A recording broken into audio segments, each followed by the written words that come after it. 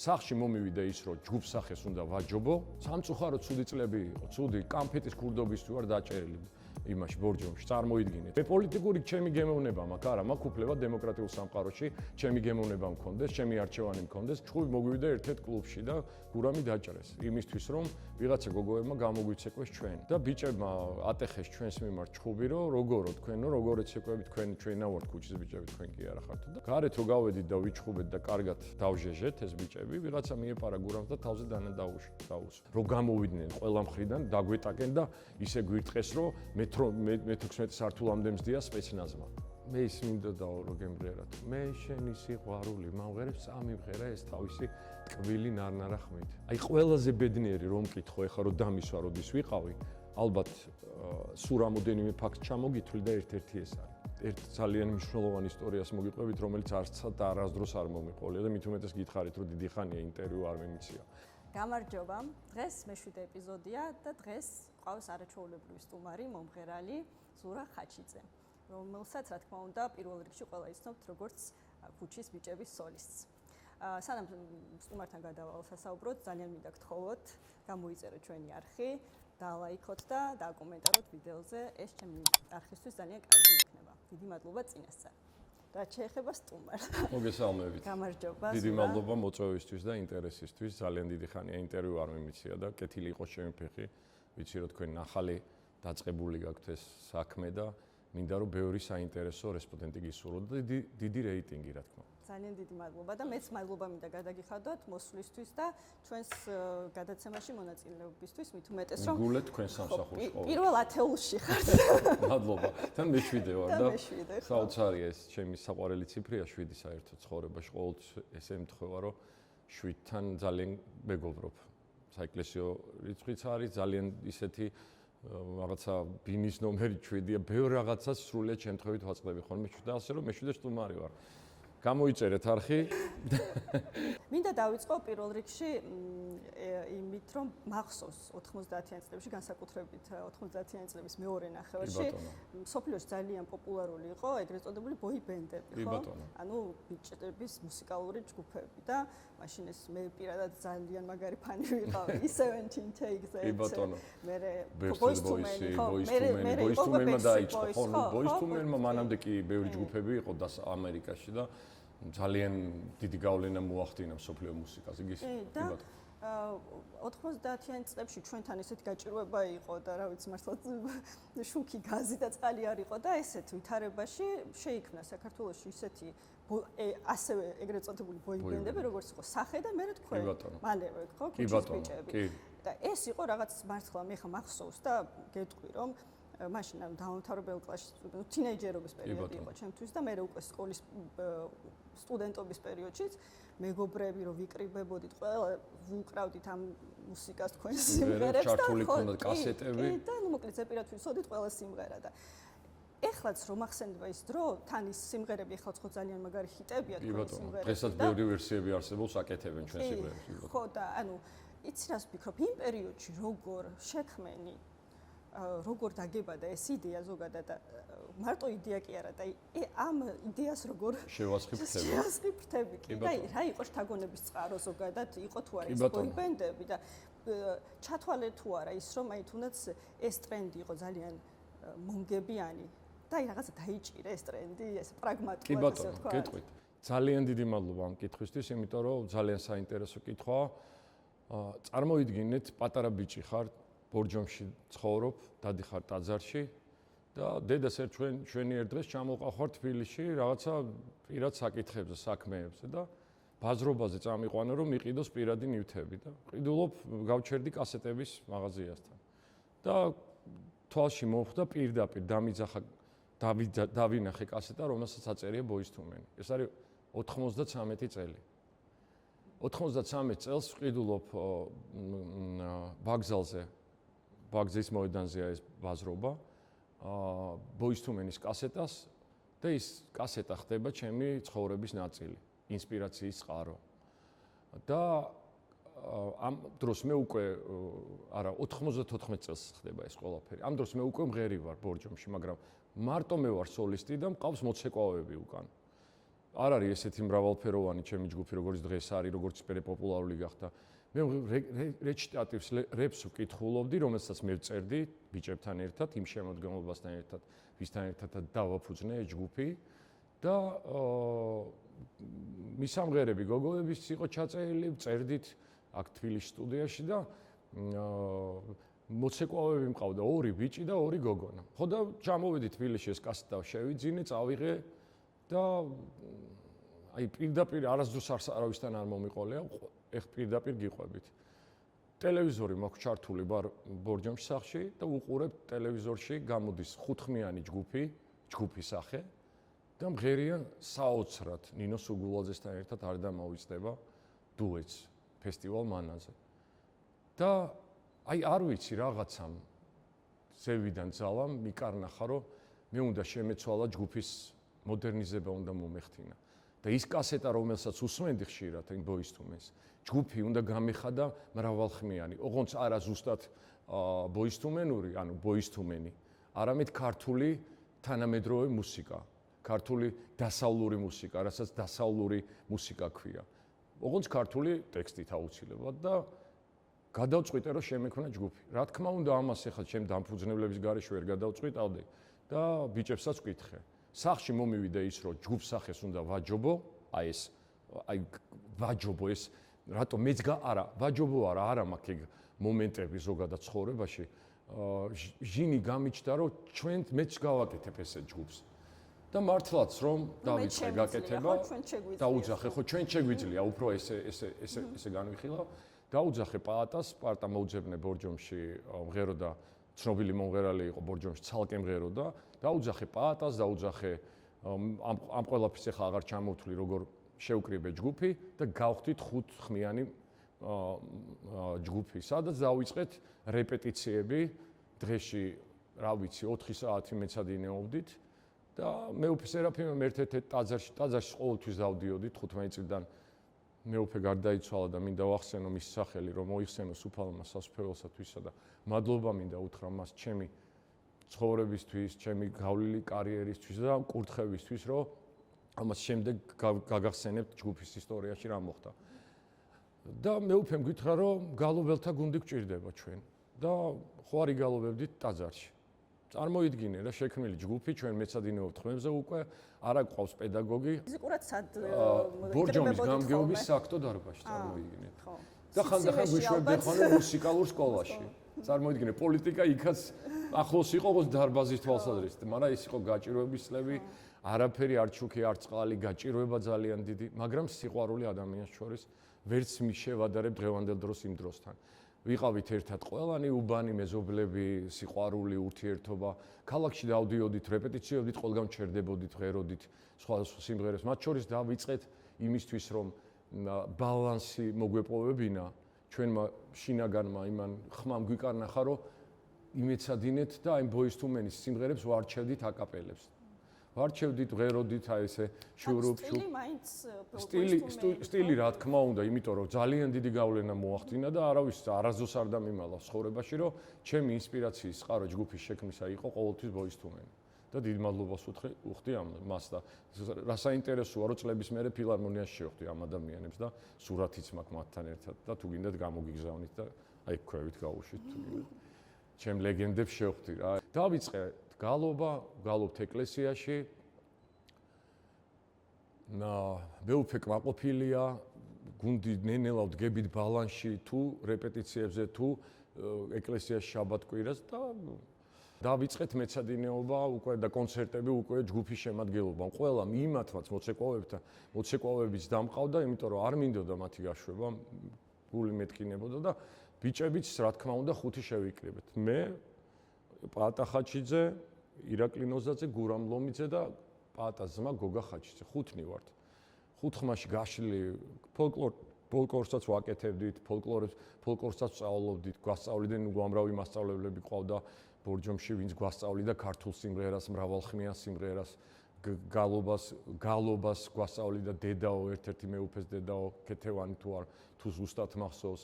ძალიან დაგვიდგა ბორჯომის ბავშვთა ფედერაციის შემიძლია რომ ამას გვერდი ავუარო პრეზიდენტი ქალბატონი ქეთინო ნოზაძე, რომელიც დაგვეხმარა, ყოველთვის გვეხმარებოდა დარბაზით, აი მუსიკალურ სკოლაში რეკავდა შეუშვით ჩემი ბიჭები 1-2 საათი თქვენ აწყობილ პიანინოზე, იმიტომ რომ ჩვენთან იმ საქმო დარბაზში იყო აშლილი პიანინო და შუა ხმას რომელღაც ნოტი არეული იყო და იმდენი მასწავლეს ის შუა ხმა ცოტა დეტონაციებში იყო აშლილი გამომიმუშავდა ხანდახან მე წლების მერე ხმიდან ხმაზე გადავდიოდი და ეს იმის ბრალი იყო. Ჩვენ ერთ დღეს მივდივარ მეუფე სერაფიმესთან და უნდა დაგტოვოთ მეთქი. ბორჯომი უნდა დავტოვოთ, იმიტომ რომ ჩვენ ბორჯომიდან ეს მაშინ როდესაც შემოგთავაზat თვითონ, ხო რომ? არა, გასული იყო უკვე კარგა ხანი, უკვე სადღაც წელიწად ნახევარი, უკვე ჩვენ ბალანსში მოვიპოვეთ. მღერი ვართ ფანტასტიკურად, სადაც შევდივართ ვიღაცები დაჟგვიკრავენ, უკვე მოგწონს ჩვენი ნამღერი. თუმცა ეს არ არის იდეალური ნამღერი, მაგრამ იმ დონეზე, რაც დონეზე ჩვენ ვემზადებოდით, უკვე შეგვიძლია მრავალხმიანი სიმღერა. ანუ ესეთ მიზანი დაისახეთ. დავისახე მიზანი, ბიჭებს გამოუცხადე და მეუფესთანაც ავედი და მეუფეს სხვა შორის უარი არ უთქვამს. მეუფემ დაგვაყენა ხუთივე, ლოცვა წაგვიკითხა, კურთხევა მოგცა, მაგრამ გითხრა რომ გადაარქვით ჯგუფს ქუჩის ბიჭები, ქუჩის ბიჭებს ნუ დაარქმევთ. და აბა რა დავარქვა მეთქი და ბორჯომელი ბიჭები დაარქვით. ჩემ და სამწუხაროდ ეს ხონა ვერ შეუსრულე მეუფეს, იმიტომ რომ ეს ჩემი ახირება იყო, ეს ჩემი მოგონებული სახელი იყო და სახელში ძალიან დიდი ინტრიგა იდო იმ წლებისთვის, რომ აფიშა რო გაიკრებოდა, ინტერესი მოიყვანდა მარტო ჯერ ხალხს კონცერტზე. ანუ რაღაცა ჩემებური გათვლები მქონდა, რომელიც ალბათ ზევიდან მოდიოდა. ისე სახელი საიდან მოდიოდა? აი ესე ქუჩიდან წამოვიღე სამახსოვროდ. მეტი არაფერი არ წამომიღია ქუჩიდან. მის შემდეგ 15 წლის სასაკის შემდეგ მე ასანთის ღერი არ ამიღია არავის ოჯახიდან. სამწუხაროდ ცუდი წლები იყო, ცუდი კამფეტის ქურდობისთვის ვარ დაჭერილი იმაში ბორჯომში. წარმოიდგინეთ, ხა სხვა რაღაცები რო არ ჩამოგითხოვოს და ყველა შენდობას ვითხოვ და მადლობას უხდი უფალს და მეუფე სერაფიმეს, რომ სწორ გზაზე დამაყენა, სწორ კალაპოტში ჩამაყენა და დროზე მივხვდი რა ცხოვრებით უნდა მეცხოვრა. და ეს ჩემთვის ძალიან კარგი გაკვეთილი იყო. შემდგომ სკოლებში გქონდა ჩვენ შეხვედრები, როცა პოპულარულები გავხდით. ჩვენ ამ ქვეყნის აღშენებლობაში ძალიან დიდი წვლილი მივღვიძვის ვიღაცებს. დღეს რო და მოგიწერენ იქ Facebook-ზე უარყოფით რაღაცებს და არ უფიქრდებიან, სიტყვა გაურბით რაღაცა ცუდი რაღაცა მიგაწეპონ მეტი არაფერი. 30 წელი ჯგუფი ვარ, წარმოიდგინე. ქალაქი არ არსებობს, სადაც ჩატარებული არ აქვს კონცერტი. სკოლა არ არსებობს, თბილისში მოვლილი გვაქვს ყველა სკოლა ბავშვებს ეუბნეოდით, რომ ცუდი არ უნდა გააკეთოთ, ცუდი წლები იყო ის წლები. უნდა გააკეთოთ კარგი, მოგბაზოთ ჩვენ, სიმღერა დაიწყოთ, განათლება მიიღოთ. ჩვენ ფან-კლუბი ყავდა, რომელსაც არც ერთი პრეცედენტი არ იყო საქართველოში. მაშინ ჩემთვის ყველაზე ღირებული იყო ჩემს ჟანრში ჯგუფის სახე და underground-ში ირაკლი ჩარკვიანი და ზაზა ხუციშვილი ვაკის პარკი. კი, იყვნენ მომღერლები პანჩოც, ზურა დოიჯაშვილიც, რომლებიც მე ჩემი მეგობრები გახდნენ, ზურა განსაკუთრებით ჩემი ძმა, მოიხსენოს უფალმა მისი სული, მიყვარს ძალიან. ბევრი რამე მასწავლა, მუსიკაში ძალიან ბევრი რამე ადამიანობაში. როგორ უნდა მიუდგე შემსმენელს. როგორ მოგიწერენ ამ რაღაცებს ძალიან გული მტკივა ხოლმე. სამჯერ ვართ მარტო ტურნეს ფარგლებში, საქართველოს მასშტაბით 90-იანებში ტურნე გავაკეთეთ და ყველას ძალიან კარგად ახსოვს იმ წლებიდან, როგორ დაგვაყაჩაღეს ხონში, იარაღები დაგვადეს თავზე ჯგუფ ქუჩის ბიჭებს. წაგვართვეს 6 ქალაქში ჩატარებული კონცერტი, მაინც გავაგრძელეთ ტურნე, მაინც ბოლომდე მივიყვანეთ და დავიწყეთ, რომ ჩამოვედით თბილისში კიდევ უფრო ახალი ენთუზიაზმით და ძალებით. და დიდი მადლობა მინდა უთხრა ჯგუფ სახეს და დათო ფორჩხიძეს, რომელმაც ჩვენ ეს გზა გაგვიკვალა. ამ დროს ნახეთ რა ხდება. ჯგუფი ქუჩის ბიჭები ატარებს ჯაზ კლუბში კონცერტს, პირველ კონცერტს თბილისში, თავის სრულყოფილ კონცერტს და ჯგუფის სახე ემშვიდობება თავისმიერ სპორტის სასახლეში. და აქედან იწყება ჩვენი ამოსვლის ხანა და რეიტინგის. ანუ ფაქტობრივად გავაგრძელეთ მათი გზა. ანუ გავაგრძელეთ მათი გზა ეხა. და ვიღაცა რო გეტყვის კიდე ისაო პრორუსი ხარო მაგას რომ მოგიწერეს დასავლური მუსიკა ჯგუფმა სახებს შემოიტანა და მივყევით ჩვენც დასავლური მუსიკა ქართული ტექსტით ჩვენ ახალგაზრდებს მივეცით სტიმული და რამდენი დღესაც მოდის და მადლობას გვიხდის იმაზე რომ თქვენს კონცერტებზე გავიცანით ერთმანეთი თქვენ სიმღერებზე შეგვიყვარდა და 4 შვილი ყავს 7 შვილი ყავს 8 შვილი ყავს აი ნუ ახლა იმიტომ კი არ ვლაპარაკობ და საკუთარ თავს დიდი წარმოდგენა კი არ მაქვს ერთი ჩვეულებრივი ოჯახიდან გამოსული ბორჯომელი ბიჭი ვარ არასდროს არ ვამბობ რომ მე ვარ თბილისელი ეხლა მაქვს თბილისში ოჯახი იმაზე მეტი წლები ვიცხოვრე თბილისში მაგრამ მაინც ყოველთვის ვიტყვი რომ ბედნიერი ვარ რომ დავიბადე ბორჯომში, ისეთ ლამაზ ქალაქში, რომელსაც ბორჯომი ქვია. იმიტომ რომ ბორჯომმა ძალიან ბევრი მუსიკოსი გაზარდა. ნუ ჩამოთვლას არ დავიწყებ ზურაბ დოიჯაშვილი, ნატო გელაშვილი, ტრიოსიმი, რა ვიცი, უამრავი, ფალიაშვილი ისვენებდა, ჩაიკოვსკი ისვენებდა კლასიკურ მუსიკაში, ვაჟა აზარაშვილი რაღაც ფესვები არის იქიდან, რა ვიცი და ასევე გია ყანჩელი, რომელიც ინტერვიუში იძახის, რომ ყველას გონიაო, რომ მე თბილისში დავიბადე, არა და ბორჯომში დავიბადე. ხო ხედავთ რა ნიჭიერებას ჩუქნის ჩვენი საყვარელი ბორჯომი სოფლიოს და საქართველოს განსაკუთრებით. და უამრავი შემოთავაზება ეს არ მინდა კიდე გამორჩეს აი პრორუსულობასთან რომ მოგიწერენ. ვინ პრორუსი 3-ჯერ თუ 4-ჯერ ქონდა შესაძლებლობა წავსულიყავით რუსეთში. ყველაზე საუკეთესო წლებში და აგვერჩია ნამდვილად მართლა ჩვენი განვითარებისთვის ძალიან დიდი გზა და ნამდვილად მივახცევთ. სოსო პავლეაშვილის შემოთავაზება რო არ იქნებოდა ეხა ურიგო ძალიან კარგად ხვდებით, ხო? წლების მანძილზე ტურნე ქონდა სოსო პავლეაშვილთან ერთად და ისე შეგვიყვარდა ერთმანეთი და ისე დავძმაკაცდით, რომ სოსომ შემოგთავაზა წაყვანა რუსეთში, მაგრამ არა, იმიტომ რომ დავრჩით ჩვენს ქვეყანას ჭირდებოდით მაშინ. ჩვენს ქვეყანას ჭირდებოდა სიმღერა, თორე იქ ბევრი მომღერალი იყო. დავირჩიეთ ეს გზა და ვიღაცამ ეხა არც ვაქცევ, შენ რა გონია, კი არ ვაქცევ ყურადღება. მე პოლიტიკური ჩემი გემოვნება მაქვს, არა, მაქვს უფლება დემოკრატიულ სამყაროში ჩემი გემოვნება მქონდეს, ჩემი არჩევანი მქონდეს. გადახედეთ დასავლეთს. ვინ? მომღერლების და შოუ ბიზნესი და ჰოლივუდის გაყოფილია ორად და შეიძლება მეტი პროცენტი იქით არის და შეიძლება მეტი პროცენტი იმას უჭერს მხარს ტრამპს. ეს რა ცოდვა არ შეიძლება თუ რა ვინ მიცა უფლება ვინმე საერთოდ აუგზავნოს პოლიტიკური გემოვნება ან შეუსწოროს ან რაღაც. ან კიდე რა ვიცი, ან საჭმლის, ან არჩევანის უფლება. მე მაქვს ჩემი არჩევანი, მე ძალიან დიდი ზიანი მივიღე წინა ხელისუფლებისგან, პირდაპირ გეტყვით და გადავალთ მაგაზეც, როგორც მე ასევე ჩემმა ჯგუფმა და მე ვიჩევ ჩემი ფავორიტია დღევანდელი მთავრობა. სულ არ მწვენია არასდროს და თანამდებობაც სიმართლე გითხრათ, თანამდებობაც მეკავა, დღესაც მუშაობს საჯარო სამსახურში და მადლობა ღმერთს რომ ვარ რეალიზებული. რა შეეხება რომ ჩამოხვედით უბრალოდ თბილისში, მაშინ განსაკუთრებით თან ის წრე შოუ ბიზნესის და ესტრადის იყო ცოტა არ იყოს სნობური მაინც ქალაქი თბილისი ისე ძალიან აქ დაბადებული გაზეთი ეს დამავიწყდა ეს ფრაგმენტი რომ მეთქვა კი ეს მაინც ყოველ შემთხვევაში მაშინ იგრძნობოდა რაღაც ამ ხრივ ჩამოსულების მიმართ კი ბატონო ხო ეს მაინტერესებს როგორ შეხვდა თბილისი როგორ შეხვდა და როგორ მოახდინეთ ის რომ რაღაცა ეს რეალიზება თვითრეალიზება მოახდინეთ თან ესე წარმატებულად და იყო თუ არა ამ ხრივ აი გულისხმობ რაღაც ცოტა ისეთი არა სათანადო დამოკიდებულება ხელისშემშლელი ფაქტორი. რა თქმა უნდა ესეც იყო. მართლა სნობური იყო თბილისი მაშინ, მაგრამ პირდაპირ გეტყვით, ჩვენი მუსიკა როგორც კი მივიტანეთ რადიოსადგურებში, ლიდერობდა მესამე ადგილზე, მეორე ადგილზე, მეოთხე ადგილზე სახე იყო მაინც პირველ ადგილზე. ეს იმ წლებში გეუბნები, როცა სახე არსებობდა. ლოტკინის ტყეში ვცხოვრობდი პირველად, როცა ჩამოვედი თბილისში. და ბინაში ვიხდიდი $40. მოკითხვა ლოტკინელებს. მანდიდან დაიწყო ჩემი თბილისთან და დავდიოდი ჩაწერაზე სტუდია აუდიენციაში. ჩვენ საერთოდ ძალიან დიდი დამსახურება პოპულარული გავხდით რადიო და სტუდია აუდიენციის კოკა ყანდიაშვილის და მისი მეუღლის ჯგუფი ქუჩის ბიჭები, როცა გავხდით პოპულარულები. იმიტომ რომ რო არა ვიყვანეთ მათ, ჩვენ ვერ მოუგებდით ბრძოლას სახეს. სახე იყო ასხუთზე, შალავარამიშვილთან ერთად ატრიალებდა და იმას მუსიკას უტრიალებდა მუდმივად ასხუთი, რადიო ასხუთი პირველი რადიოსადგური იყო, ანუ რეიტინგით იმდენად თანამედროვე იყო, მამაჩემის რადიო გახსოვთ ალბათ. და როგორ შევეჯიბრებოდით. და მადლობა ღმერთს და მადლობა მის ძალას, რომ მომცა ძალა, გზა დამანახა და მიმიყვანა. აი ამ დროს ხდება ახლა ეს ყველაფერი, როგორც კი პოპულარულები ხდებით. უკვე სახე დაიშალა, მანამდე ჩვენი ინტერესი არავის არ ქონდა, ეს ბორჯომელი ბიჭები ალბათ იფაფხურებენ რაღაცებს და ცოტა ხანში წავლენ. არასერიოზულად გიყურებდნენ მანამდე და დავიწყეთ შევედი სტუდიაში. აი ზუსტად ეს წლებია, აუდიენციას ავყავართ, იწყებს ჩვენს ესე ვთქვათ, ჩვენთან თანამშრომლობას და დიდების ზღაპარში ზურაბ ჟვანიას ამღერებს ჩვენ სიმღერებს.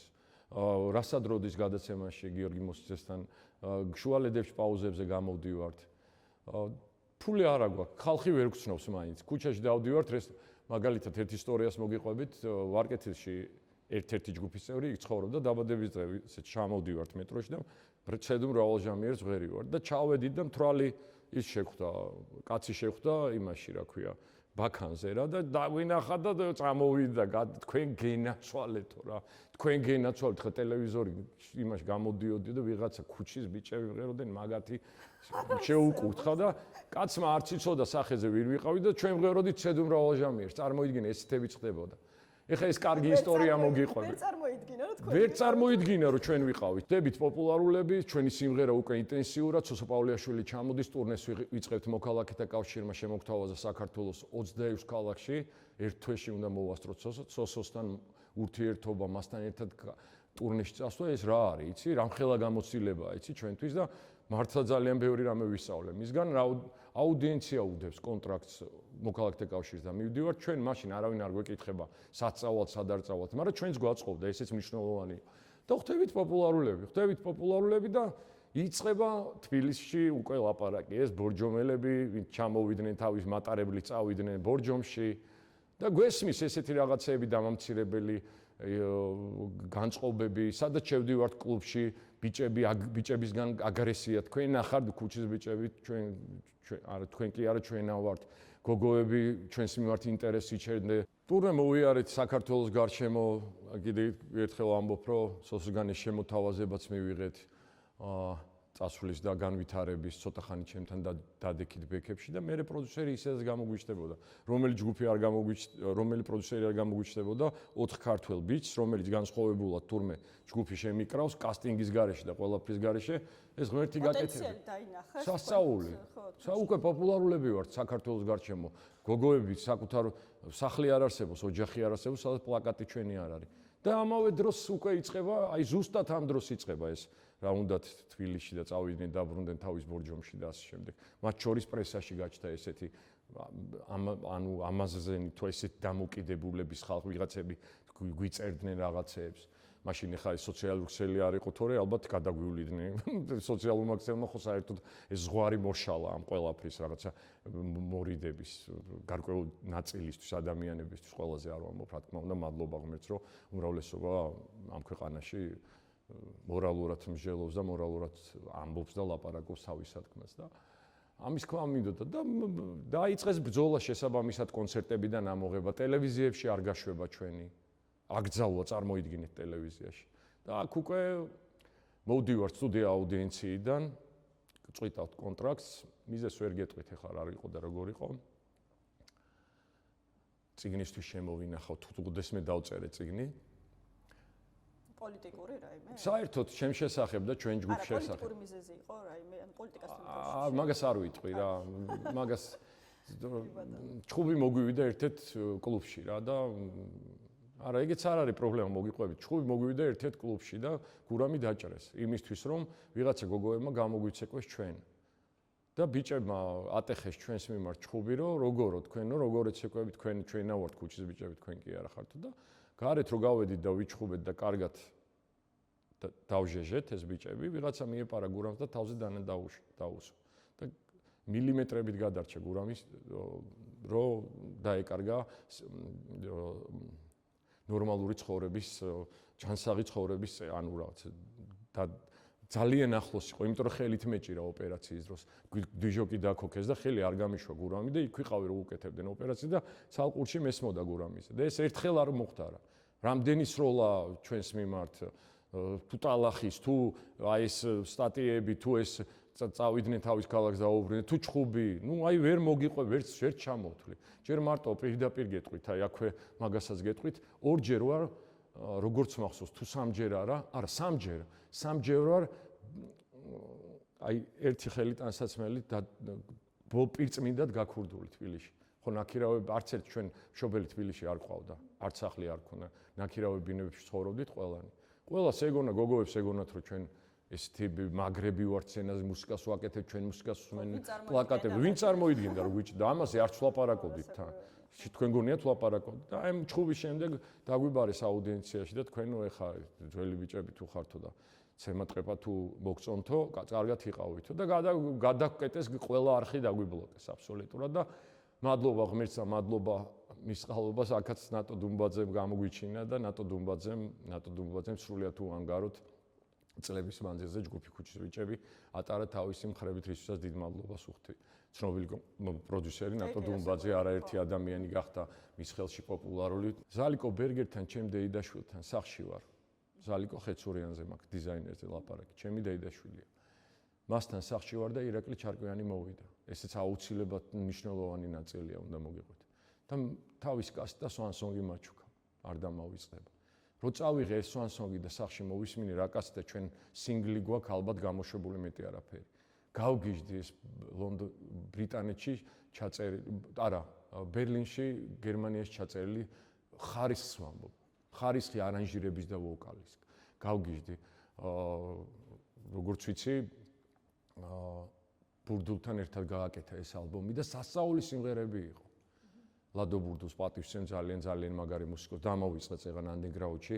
ლადო ბურდული იყო პიონერი ნამდვილად. ყველაფერში ჩაცმაში, მუსიკაში და ასე შემდეგ. ძალიან დიდი პატივსცემ და უნდა ვთქვათ ყველაფერში. ეგ ფიქრია, აი მაშინ ვერ ყოფილიყავ მაგალითად ამერიკაში ან ინგლისში, მაშინ იქაური ჯგუფები იყო ძირითადად, ხო ეს ბოიბენდი. კი ბატონო.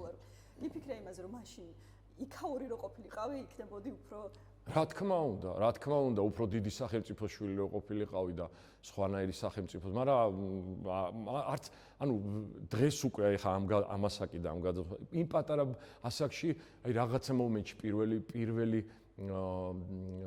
პრობლემები რო დაგვეწყო უკვე ყველას ეწყება. მოპოვება ძალიან ადვილია ჩემო კარგო და გაჩერება ძალიან რთული. 4 წლის მანძილზე წლის საუკეთესო ჯგუფი ავიღეთ ყველა გამოკითხვით, ყველა დაჯილდოებაზე, რამოდენიმე გაზეთი აკეთებდა, ამას ერთ-ერთი მეგა იყო. ასე რამოდენიმე ჟურნალი აკეთებდა და რა ვიცი. და რა თქმა უნდა ჩვენ შევედით კრიზისში, როცა კარგად ხარ, როცა უკვე წერვალზე ხარ, უკვე შენარჩუნება ძალიან ჭირს და აი პირველი კრიზისის შემდეგ ვიფიქრე, ალბათ გუწველი ვიქნები და პირველად როცა გამითავდა ფული და კონცერტები აღარ იყო სხვა ქვეყანაში უკვე 10 წელი რო სცენაზე ყოფილიყავით 12 წელი, სადღაც 10 წელი. ალბათ ეს ხდება 2003 წელს, 4 წელს ალბათ, 3-4. აი მაგ პერიოდში ვფიქრობ ამას, რომ ალბათ იმდენი შესაძლებლობა მექნებოდა უკვე დაგროვილი, რომ დღეს არ მექნებოდა იმის პრობლემა, სად ვიცხოვრო და როგორ ვიცხოვრო და ასე შემდეგ და ასე. მე რასთან დაკავშირებით გითხრა ეს რომ იმდანაც კარგი და ხარისხიანი იყო თქვენი კი ბატონო რა თქმა უნდა მესმის ცუდი იმით არ დაგისვას ხო შემოქმედება ზოგადად რომ ვფიქრობ ნამდვილად უფრო მეტ სიმსახურებდა კი ბატონო მაგრამ მოვიარეთ ევროპაც და ამერიკაში მე პირადად სოლო კონცერტები მქონდა ყველა შტატში და ძალიან ბევრი ადამიანი ემიგრანტი დაგემოწმება ჯგუფი ვერ ჩაგვიყვანეს ჯერჯერობით ამერიკაში ამერიკა მოვლილი გვაქვს ევროპა მოვლილი გვაქვს ჯგუფს ესე ინტენსიურად ბოიბენდს თანამედროვე ჩვენი სტილის ბოიბენდს ამდენი ქვეყანა მოვლილი არა კონცერტებით ესპანეთში გრან-პრი ავიღეთ როცა ბადრი პატარკაცშვილის არტიმედთან კონტრაქტი გავაფორმეთ და საკმაოდ დიდი ხელფასები ჰქონდა იმ პერიოდში და მადლობა ბადრი პატარკაცშვილს ბევრი რამისთვის და მათ შორის იმისთვის რომ ჩვენი სფერო შეინახა მუსიკოსები და ძალიან ცუდია რომ დღეს ბადრი არ არის ცოცხალი იმიტომ რომ კიდე ერთი ბურჯი ეყოლებოდა ამ ქვეყანას მედგარი ისეთი გადამრჩენელი და ისეთი უბრალოდ ძალიან ბევრი სიკეთი აქვს ბადრის გაკეთებული ამ ხრივ ჩვენ სფეროში და არა მარტო ჩვენ სფეროში საპატრიარქოშიც და სადაც არ უნდა იკითხოთ უამრავი სიკეთი აქვს დათესილი და დედა ეკლესიისთვის განსაკუთრებით და მე ვიცი ეს პატრიარქის გამომისმენია მის მიმართ ეს სიყვარული როგორი ერთგული იყო და როგორი ერთგული მსახური იყო ჯარისკაცი იყო ნამდვილად ამ ქვეყნის ზურა, აი ეხლა შენ ჩამოთვალე რამდენიმე მომღერალი იმ დროის და მართლა დღესაც თქვენ როგორც თქვენი სიმღერები, მათი სიმღერებიც დღემდე არის ხო ისე. და იმ დროინდელი გამოძახილია დღესაც. იცი რა მაინტერესებს? იყო ის შოუ ბიზნესისთვის, ქართული შოუ ბიზნესისთვის ოქროს ხანა? კი, ნამდვილად. ეს იყო მიუხედავად იმისა, რომ ეს იყო აი 90-იანები 2003-მდე. 2003-მდე, სანამ ვარდების რევოლუცია მოხდებოდა, მე გეუბნებით, რომ შოუ ბიზნესი დუღდა და იყო ძალიან დიდი კონკურენცია და ძალიან დიდი ინტერესი. და რა შეგძინა იმ პერიოდმა და ზოგადად პოპულარობას არ გულისხმობ იმდენად. აი თვისებრივად როგორ შეგცვალა და აი რა დაგიტოვა დღემდე, რა მოყვება ისეთი რა ვიცი, დღემდე ყველაფერი არა რო გითხრა რა თქმა უნდა შევიცვალე ერთი ჩვეულებრივი არაცნობადი ბიჭი გავხდი, არც გამოკა. ერთი კარგი ქართული ოჯახიდან ვარ, ბორჯომიდან და არ ვიყავი პოპულარული. გავხდი უცბად პოპულარული. ვერ გეტყვი რომ როდესმე მე თავში ამივარ და თუმცა რაღაც სუმესმოდა ვიღაცების მხრიდან რომ სანამ გამიცნობდნენ გოგოების თუნდაც რომ აი გამომეტყველება ისეთი მქონდა რომ ზურას თავში აქვს ავარნილი რომ გამიცნობდნენ მე გიждდებოდნენ რა ჩვენ რატო გვეგონა ესეთი ბიჭი რაღაც გათამამებული მიქალთანე და აი ზუსტად ეს აღიზიანებდა ძალიან ბევრს ამ კონცერტებზე ხედავდნენ გოგოების ჩვენს მიმართ დამოკიდებულებას გავსებულ სპორტის სასახლეს ფილარმონიას და ზუსტად ეს აღიზიანებდა ზოგიერთ ესე ვთქვათ სვეტსკის საზოგადოებას თბილისის და უნდათ ჩვენი მატარებლით ბორჯომში გამგზავრება.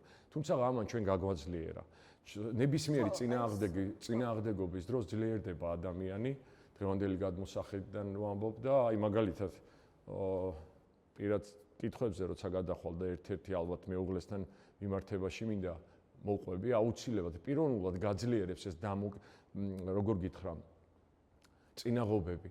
შენ ძლიერდები განსაცდელის დროს, როცა განსაცდელი მოდის შენ სხვანაირად ფიქრობ, სხვანაირად აზროვნებ, სხვანაირად იწყებ ესე ვთქვათ, სხვანაირი ჟინით იწყებ მიწოლას ცხოვრებისეულ საკითხებზე და ნებისმიერი განსაცდელი აი პირდაპირ გეტყვით, ეს არის გაძლიერება ადამიანისთვის და ნუ შეგეშინდებათ განსაცდელის.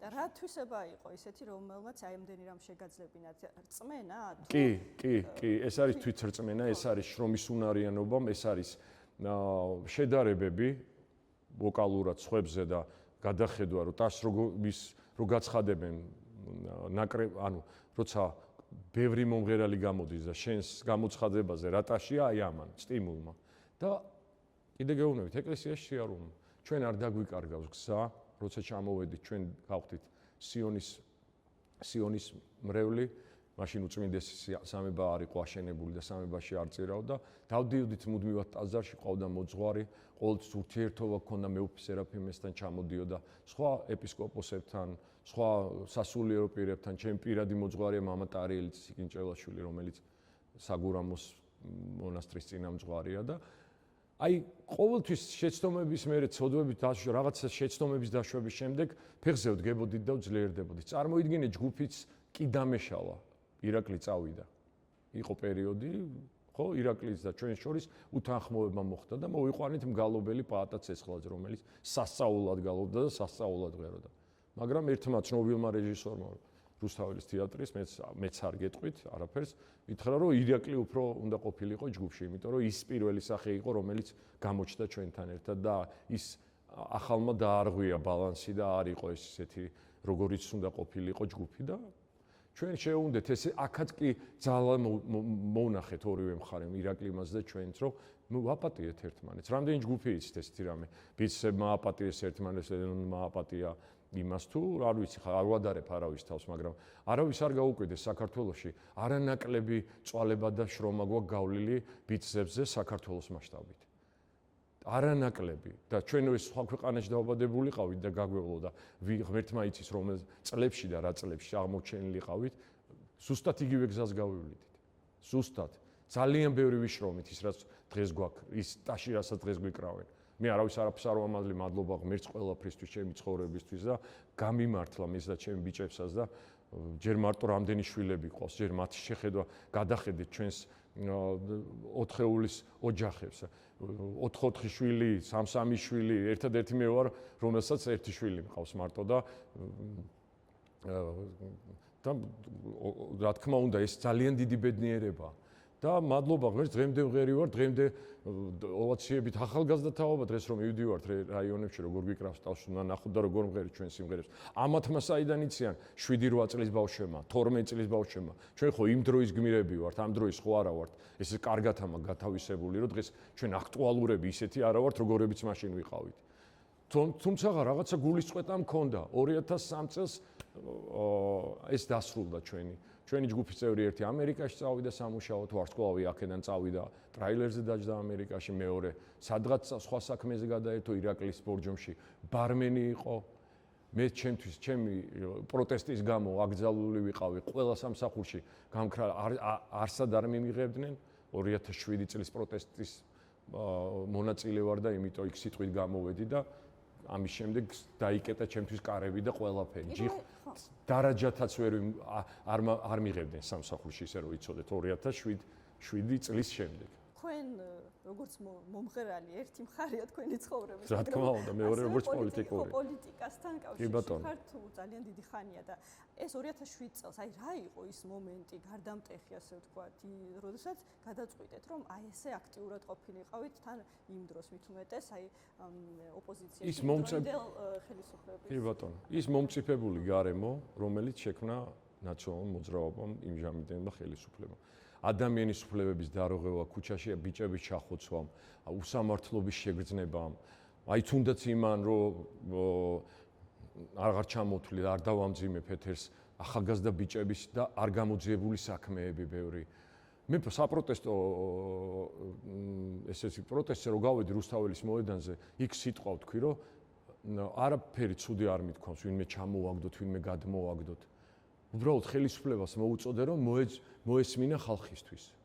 მე მაშინ რა პოლიტიკა რა სრულიად შემთხვევით აღმოჩნდი სცენაზე. ეს ძალიან ბევრმა არ იცის. ერთ-ერთმა აქციის ორგანიზატორმა დამიძახა სცენაზე ამოდიო აქ. 2007 წლის 5 ნოემბერია და სიტყვით მიმართეო. რა უნდა მექნა ეხლა სცენიდან რომ მიკროფონით მოგმართავენ. უკან დავიხევდი ზურახაჩიზე ვარო, უკან დამეხია, ავედი და ვთქვი თავრობას მოუწოდე რომ ხალხს მოусმინეთ და ხალხს უთხარი თქვენმა სიყვარულმა მომიყვანა აქამდე და თქვენს გვერდით ვარ არაზოს არ გიღალატებ და ამას მივაწექი ბოლომდე თუმცა იმ უამრავ სამართალ დარღვევებს და იმ არაკანონიერ რაღაცებს რასაც მანამდე ხედავდი ამაზე აღარ მაქვს ლაპარაკი რა თქმა უნდა და წამოვიდა ეხლა შეტევები რა იყო ეხლა ამაზე აღარ მოგიყვებით იმიტომ რომ ბევრი ადამიანი ჩვენ და საუბედუროდ ჩვენ და სამწუხაროდ შეეწირა ამ პროცესებს და ბევრი ადამიანი ფიზიკურად არ არსებობს მე რა მაქვს საწუწუნო მადლობა ღმერთს თუმცა უამრავ დარბევაში ვარ სამართლოსთან განსაკუთრებით სისასტიკით მოგვიქცენ, როცა მივედით ახალგაზრდები და უთხარით, რომ ჩვენ ოჯახებში უგვეძებდნენ და იქ ვიყავით და თუ დაჭერა უნდა და გამოსულიყვნენ და დავეჭირეთ 10 ივნისი იყო თუ არ ვცდები 2009 წლის, რომ გამოვიდნენ ყველა მხრიდან, დაგვეტაკენ და ისე გვირტყეს, რომ მე-16 სართულამდე მზდია სპეცნაზმა. და მაგინებდა, რომ სადაც დაგიჭერ, იქ მოკკლავ და ნუ დავიმალე მე და გადავრჩი. ირმა ინაშვილმა მომაკითხა და კამერით და ჩამომიყვანა. თორემ ნამდვილად მომკლავდი. და შევაფარე პოლიტიკას თავი, იმიტომ რომ არ დავჩაგრულიყავი და არ დავეჩაგრე ძალიან. თუმცა მადლობა კიდე უფალს რომ მოვედი აქამდე. აი ზუსტად ამას ვამბობ და პირადად მე რა მაქვს სათქმელი. უამრავი ადამიანი კიდე გეუბნებით ამ პროცესებს შეეწირა და მოიხსენოს უფალმა მათისულები. იმ პერიოდში მუსიკალური კარიერა როგორ მიდიოდა? გაგვიჩერე ჯგუფი. ამიტომ წავიდნენ ჯგუფი რატო დავიშალით? იმიტომ რომ აგვგზალის ყველგან, არ გამოყავდით არც ახალწო და ჩვენ სიმღერებს ხებს ამღერებდნენ. ხებს ამღერებდნენ ჩვენ ნამღერ სიმღერებს. აკრძალული იყო 2003 წლის შემდეგ ვარსკვლავი უნდა ყოფილიყო მხოლოდ და მხოლოდ მიხეილ სააკაშვილი. 2007 წლის შემდეგ ნაციონალურ მოძრაობამ გადაწყვიტა, რომ შოუ ბიზნესაც მიეცეს საშუალება, რომ იფუნქციონიროს. აი მერე იწყება შოუ ბიზნესი, მეორე ეტაპი. იმიტომ რომ გასართობი შოუები გაჩნდა ტელევიზიებში, გაჩნდა კონცერტები დაიწყო საქართველოს მასშტაბით ტურნეები და ჩვენ არავინ მათ შორის არც ერთი ჩვენი კოლეგა არ გვირეკავს. არც ერთი ჩვენი კოლეგა ტელევიზიაში არ ამბობს, რომ სად არიან ახლა ისინი. და შეგახსენებთ 2012 წლის შემდეგ ძალიან ბევრმა მომღერალმა თქვა, რომ ჩვენ ჩავსიებში ვართ. მე ბევრ გადაცემაში ვარ მათ შორის TV პირველზე ნამყოფი. და მithქვამს, რომ ხელისუფლებისთვის დღევანდელი მომიწოდებია, რომ დაუძახეთ ესეთი რამე არ უნდა დაუშვათ და დღემდე ყველას ვეუბნები, რომ ჩვენ ის იგივე არ უნდა გავიმეოროთ, რასაც ისინი იმეორებდნენ, იმიტომ რომ შემოქმედი კაცისთვის გამოკეტვა, სხვა საქმის კეთება, აკრძალვა მისი არც ამ კიდე გეუბნები დარაჯათ ვერ ვიმუშავებდი. მქონდა ამის ცდელობა და არ ამიყვანეს სამსახურში. სადაც კონცერტს ჩავატარებდით, მიდიოდნენ და მეორე დღეს აფრთხილებდნენ, რომ ჩვენთვის არასდროს არ დაეძახებინათ კონცერტებს. უამრავი დაბრკოლება გამოვიარეთ. როგორ გადაირჩინეთ თავი? ძალიან რთულად. მე რო არა სიყვარული პირადი ოჯახი, ჩემი ოჯახი შემდეგ უკვე ხათუნას 2005 წელს დაოჯახდი. ხათუნა 2005 წელს მოვიყვანე დაოჯახდით, შევერთდით, მე ხათუნა და ნინი ერთიანი ოჯახი გავხდით და დაიბადა ანასტასია და რაღაცა აი ამ ოჯახურმა გარემომ ხათუნას სწორმა და ჯანსაღმა დამოკიდებულებამ და აი ამ ლაპარაკებმა გაუძელი რა მე უკვე წლების შემდეგ უკვე 2012 წლამდე წავედით ჰოლანდიაში ცოტა ხანი იქ ცხოვრობდი მე დიდი ბებია მყავს ბერძენი და საბერძნეთში ვიყავი წასული ველოდებოდი მოქალაქეობას როგორც კი გავიგე რომ 2012 წელს შეიცვალა მდგომარეობა საქართველოში ეგრევე დაუბრუნდი და არც ამიღია სხვა ქვეყნის მოქალაქეობა და არც არასდროს ამ ქვეყანაში რა უნდა მოხდეს რომ მე ამ ქვეყნიდან წავიდე ყველაზე ძვირფასია ჩემთვის ეს კედლები ყველაზე ძვირფასია ეს სამყარო მიუხედავად თავისი ბევრი ყველა ცუდისა ჩვენ ფაქტიურად გამოცდილებას გავდივართ ყველა ქვეყანამ აბსოლუტურად თავისი ესე ვთქვათ ხარკი გადაიხადა სულ ეუბნები ხოლმე ჩემს მეგობრებს ან სუფრაზე როცა ვსხედავთ სუფრის გარშემო სულ ამბობ ხოლმე რომ ჩვენ ძალიან უცბად მოვინდომეთ ბევრი რამის გაკეთება და ძალიან რთულია კი აჩქარდა ცხოვრება აჩქარდა მე მგონი დედამიწას სწრაფად ტრიალებს მაგრამ ჩვენ იმას არ ვფიქრდებით რომ თუნდაც ამერიკამ თუნდაც ევროპამ რა ნაბიჯები გაიარეს და როგორ მივიდნენ ნამდვილ სუვერენიტეტამდე როგორ მოიპოვეს ის როგორ აღმოფხვრეს ის არასწორი ესე ვთქვათ პროცესები რაც მათ ქვეყნებში მიმდინარეობდა ყველას აქვს ის გავლილი რაც ჩვენმა ქვეყანამ გამოიარა აი უამრავი რაღაცა გადაცემები კეთდებოდა ქალზე ძალადობა რატო უკვირს ვინმე რომ საქართველოში ხდება ამერიკაში ხდება დღესაც და ევროპაში და უარესები ხდება მაგალითად ერთ-ერთი მაგალითი მოვიყვანე ძალადობა ანუ ახალგაზრდებს შორის ბულინგი და ამ შემდეგ ჩვენ გავდივართ იმ პროცესს რომ ღუმელში ვართ და მადლობა ღმერთს რომ დღეს ყველაზე სწორად და ყველაზე სუვერენულად დგას ჩვენი ქვეყანა სწორი კურსით და სწორი ხელისუფლება დღევანდელ სათავეში. მადლობა ღმერთს ადამიანის უფლებების კუთხით და ასე შემდეგ, ვისაც უნდა, სადაც უნდა დაუჯდები და დაველაპარაკები და მოუყვან იმ დროინდელ მაგალითებს და დღევანდელ მაგალითებს.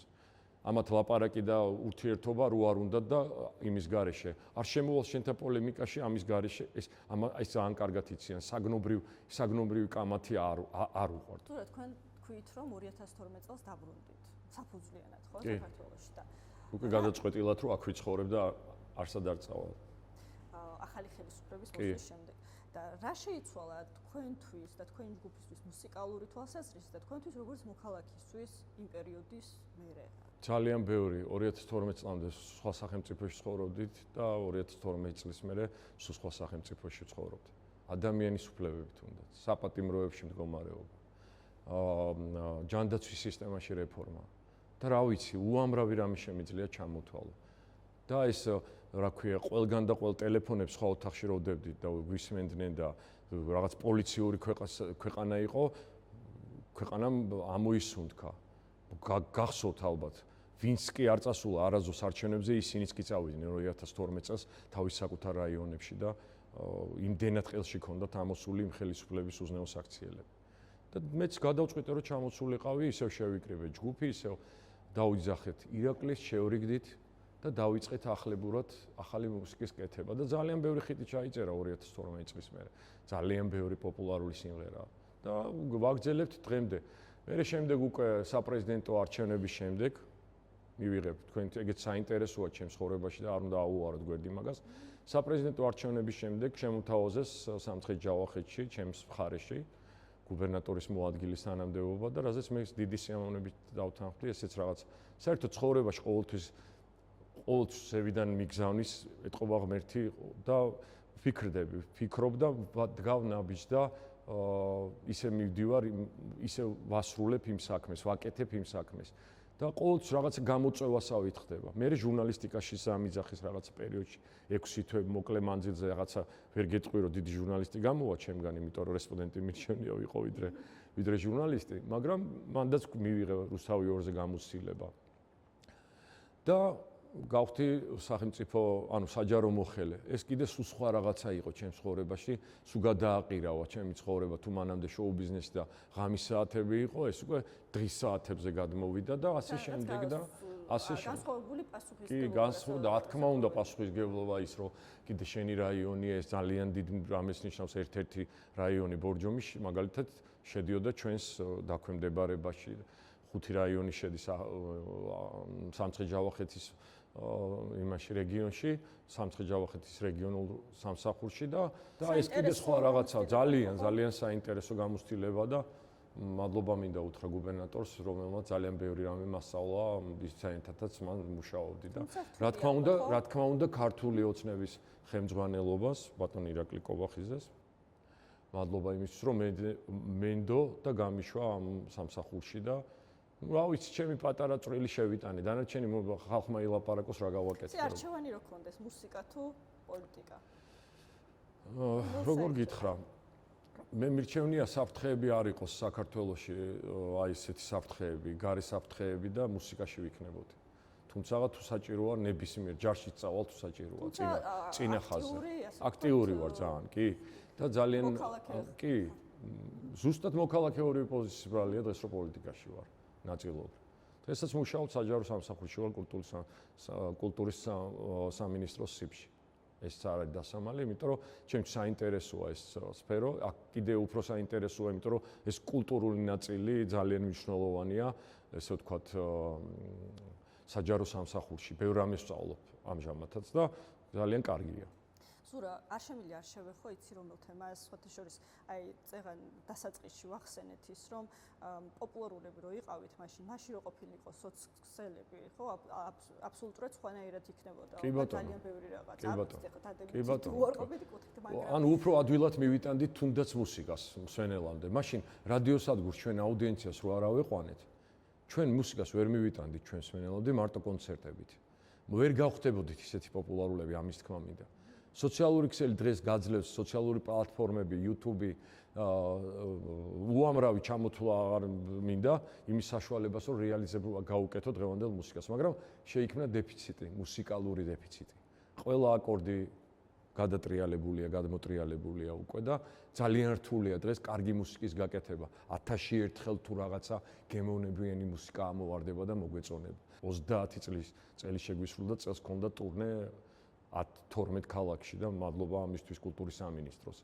და მოვიარეთ და ძალიან დიდი სიყვარული დაგვხვდა ყველგან. და ახალ სიმღერებსაც ნენელა ეხა მაგალითად ბოლო სიმღერა რომელიც ჩავწერეთ, აგვისტოში გამოვუშვით ნინი ქარცელაძესთან და მარიკა თხელიძესთან ერთად, საკმაოდ პოპულარულია ასოციაციაზე გადაცდა ნახვა თქვენ რამდენი გავიდა აგვისტოში თუ სექტემბერში ან ერთი თვეა რა რაც დადებული გვაქვს სიმღერა და ესე ადვილი არ არის დღეს ჩვენ არ ყიდულობთ იმას რა ქვია მაყურებელს ჩვენ არ ვასპონსორებთ ჩვენს გვერდს არც YouTube-ზე არც არსად ეს არის ბუნებრივი ნახვევი იმიტომ რომ ჩვენც გვაინტერესებს ბუნებრივი შედეგები ჩვენი გაკეთებული საქმის ტრენდს აყვეთ ხო ასე ვთქვათ და არ ვცდილობთ ვეძებთ საინტერესო მუსიკას და მე გეტყვით რომ ერთი დიდი ეტაპი კიდე შემოbrunების ძალიან მალე იქნება, იმიტომ რომ ბევრი სიმღერა გვაქვს, რომელიც რომელსაც არ იცნობს ჩვენი მსმენელი და აი პირველად თქვენთან ვამბობ, მალე გამოვუშვებთ ამ სიმღერებს. და საკმაოდ საინტერესო ახალ ჟღერადობით, ახალი განსხვავებული ემით და რაც თავარი 30 წელი სასაკია,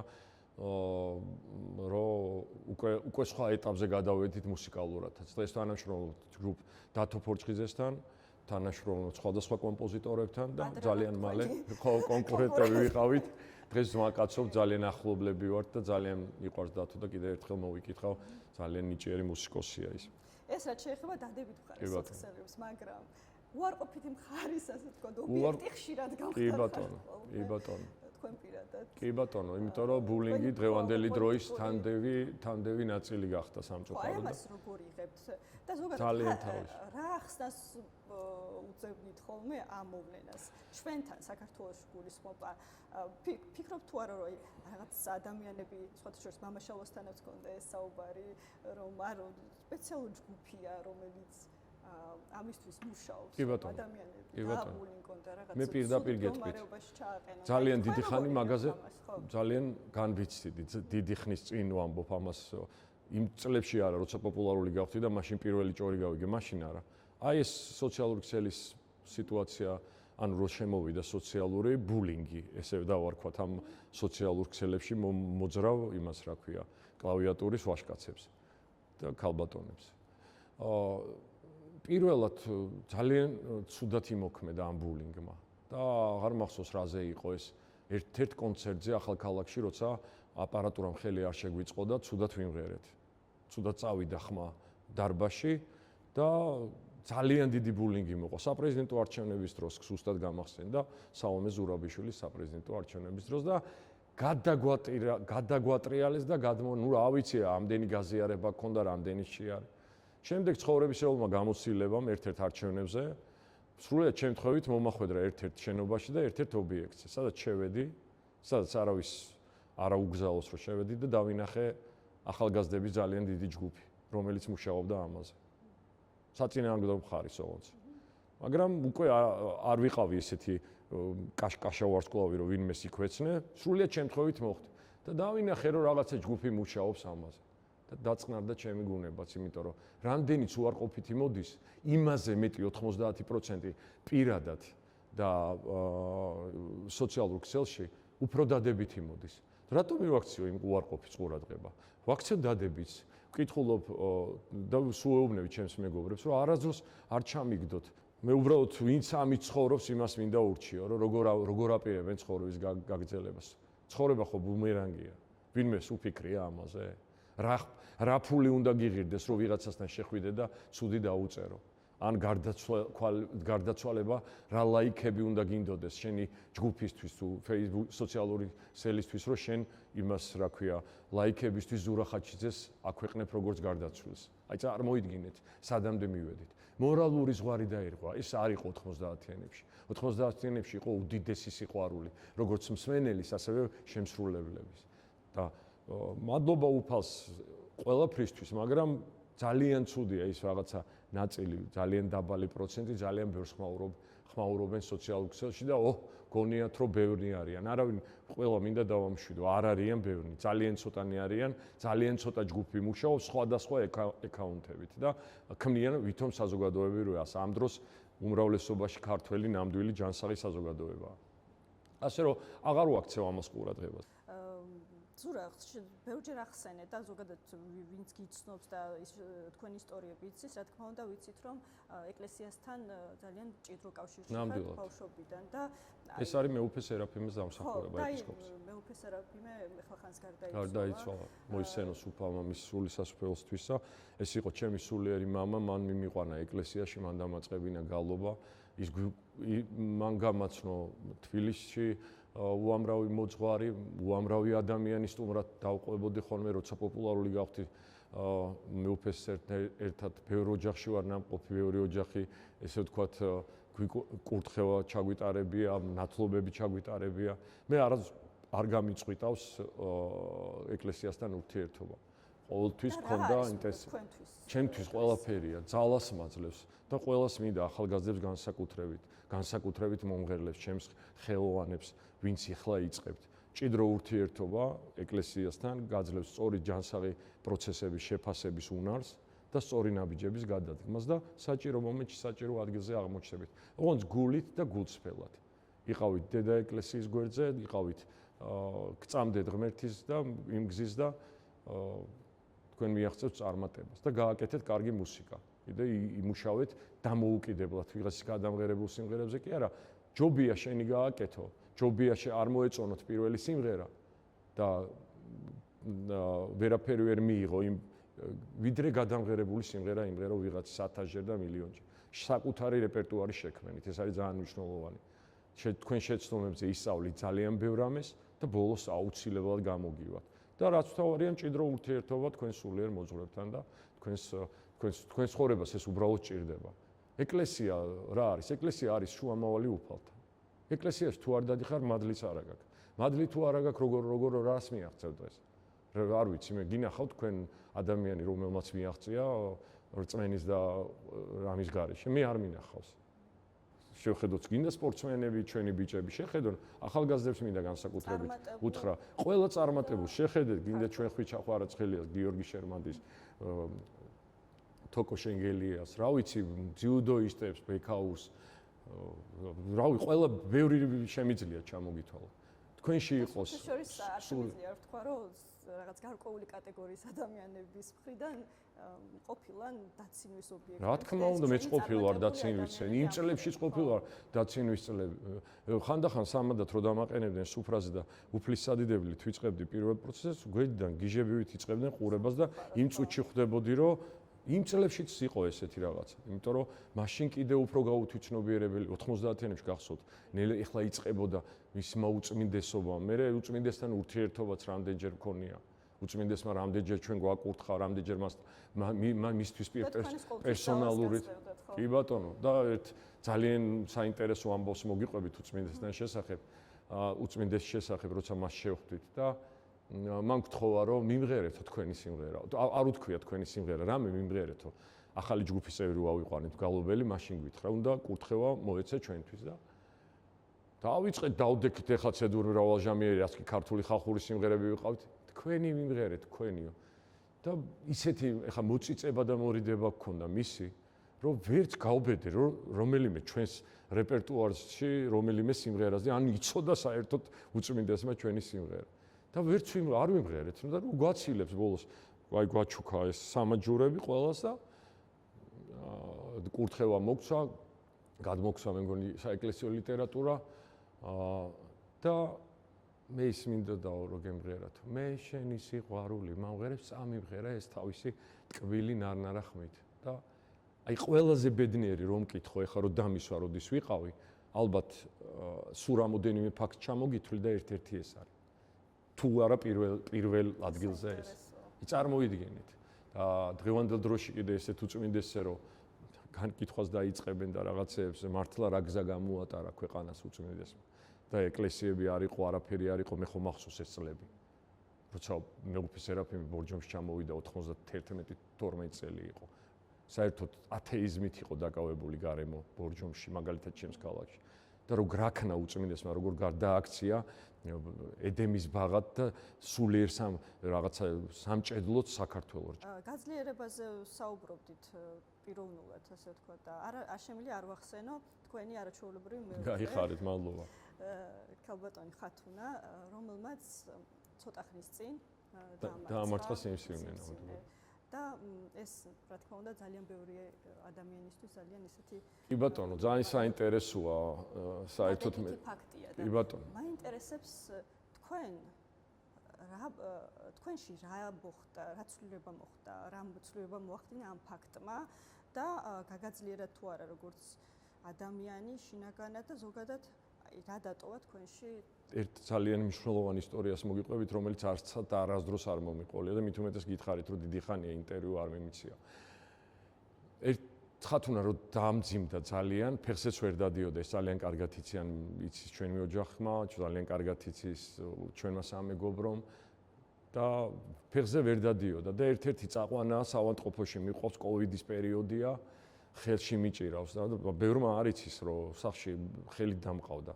ვერ დადიოდა უბრალოდ ერთი ადგილიდან მეორე ადგილზე, ხა აღარ მინდა კიდე ლაპარაკი, სხვა სად დამყავდა და რა ადგილებს, თუ აბაზანაში თუ ასე შემდეგ. და ერთ-ერთ წაყვანაზე გავმოვედით სახლიდან და ჩავდივართ კიბეებზე და დაუცდა ფეხი და ხელი არ ამაქვს, აი ამ დროს მოკიდებული და დავარდა მუხლებით. საავადმყოფოში მიმყავს, რომ საკვებს ვერ იღებს ბუნებრივად და უნდა გადაუსხან საკვები. და აი ზუსტად ერთი ხელის არ მოკიდება ერთ მომენტში უпростоრად დაუცურდა და მოკიდე ხელი და წამოვაყენე და რა ვიცი იმის მერე არ გამ სულ სხვა სიყვარული დაიწყო ამის მერე კიდე რა ხათუნას დაავადებმა უფრო მეტად შემაყვარა ხათუნა პირდაპირ გეტყვით რომ ბევრი აღარ ვილაპარაკო და არ შევაცოდო ანუ ვინმეს რაღაცა ცუდი იმით არ წავიყვანო ჩვენი ინტერვიუ უბრალოდ აქვე იმასაც ვიტყვი, რომ